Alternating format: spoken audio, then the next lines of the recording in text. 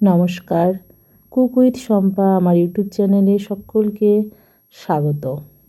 আজকে আমি বানাবো ঘরে থাকা কিছু উপকরণ দিয়ে একটা স্ন্যাক্স আইটেম। দেখো, প্রথমে আমি 4টে আলু নিয়ে নিয়েছি।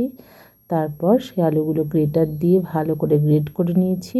এরপরে এগুলোকে জলে ধুয়ে একদম জল ছড়িয়ে চিপে রেখে দেবো। তারপর এখানে নিয়েছি লঙ্কা কুচিও, কাজু কিশমিশ ছোটো ছোটো করে কুচিয়ে নিয়েছি।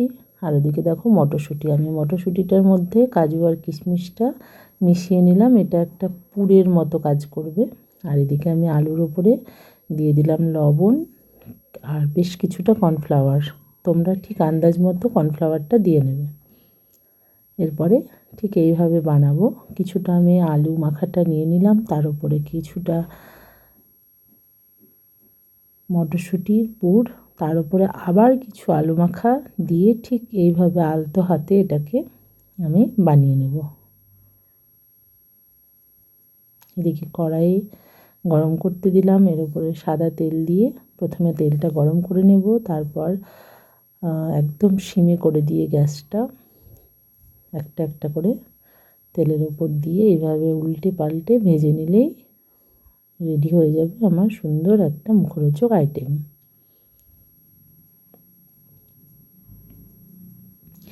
এদিকে আমি কফি বানিয়ে নিয়েছি 2 কাপ। তোমরা চাইলে চা, লাল চা, দুধ চা, কফি যে কোনো কিছু দিয়ে খেতে পারো।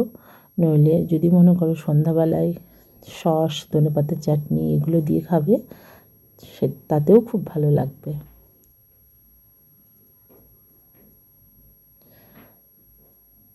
এই যে এদিকে আমার হয়ে গিয়েছে গরম গরম আলুর পকোড়া, সাথে আমি সস দিয়ে পরিবেশন করেছি 2 কাপ ধোয়া ওঠা কফির সাথে।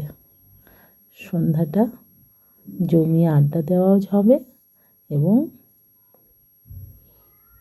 এনজয় করাও হবে। নমস্কার বন্ধুরা, আজকে আসি, টাটা।